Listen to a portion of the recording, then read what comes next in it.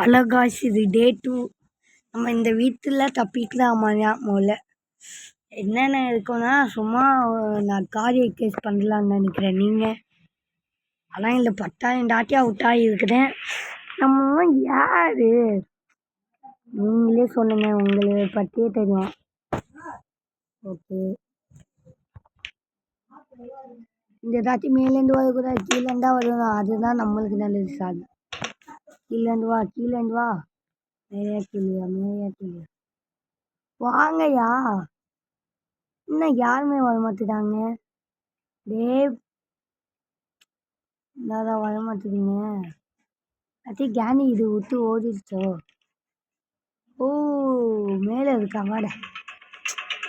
முகத்தான் பார்க்கல. இப்போல இன்னும் இருந்துச்சு செக்யூரிட்டிக்கு. ஓ, இது முடியல.